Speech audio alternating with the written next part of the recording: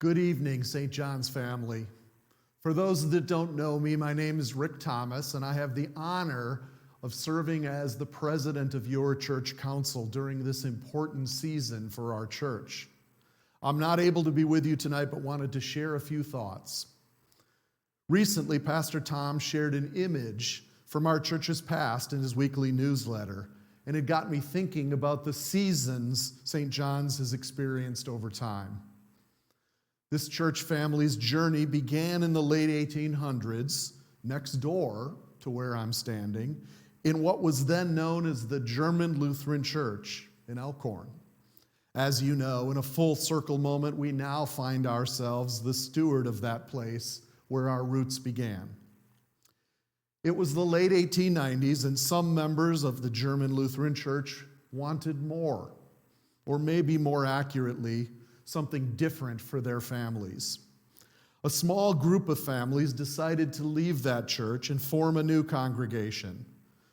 My great-grandparents, Jacob and Emma Bowerman, and their 5 daughters and 1 son were among those families. Family lore tells me that one of the differences they sought was a willingness in a church to teach Luther's catechism in English, as some of their children struggled with the German language that was taught in the church. Those founding families bought the lot next door and hired a contractor, one of their group, again, my grandfather, Jacob Bowerman, to build the new church. Opening in 1898, that remains the sanctuary where we worship today and where I'm speaking to you from as we record this. Fast forward 50 years, it was a new season for St. John's. The congregation has grown. It had survived the Great Depression, sent sons and grandsons of those founding families to serve in 2 world wars. And to keep meeting the needs of the growing church family, the members took the leap of faith to expand by adding what we know today as the narthex or cafe of our current church. The orientation of the sanctuary flipped.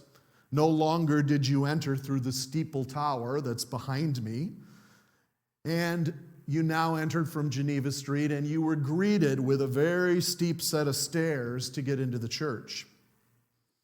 Jump ahead another 20 years, and our church reached another season of growth, recognizing that the basement of the existing church no longer met the social and Sunday school needs. The leaders during that season for St. John's made the decision to expand again by adding the parish hall. The picture Pastor recently shared in his weekly newsletter was the groundbreaking for that building, the one where you are standing now.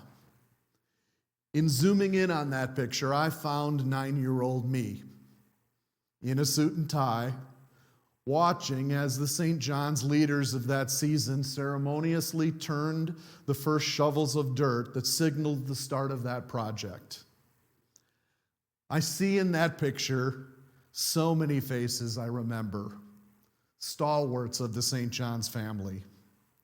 Those leaders in the congregation took a significant leap of faith, maybe the biggest leap since those original founding families. They made a decision to take on debt to fund a project and asked members of the congregation to make additional pledges to retire that debt. As you are standing in that place now, imagine had the congregation not taken that leap of faith in the 1960s. Fast forward another 20 years, and it again was a season of building for St. John's. The leaders during this season, some of whom may be among you here tonight, with the support of the congregation, made the decision to expand by connecting the church building to the parish hall. The entry changed, things became a bit more accessible to those with mobility challenges, and the 2 centers of church life were now unified. Now we find ourselves in a new season, our season. Our turn to keep the legacy of St. John's moving forward to meet the needs of our growing congregation. We need more space for worship, more space for youth and children's programs, and more space for gathering as a church family. But ultimately, this season isn't about adding space.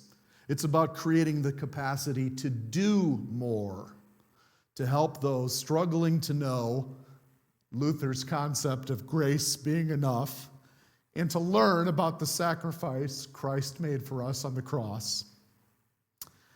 I can be a bit of a sentimental sap, and at times like this past Easter Sunday, as we stood and sang Easter hymns, I found myself thinking about those who came before us in this church family, some who I knew and remember, and some whom I never met.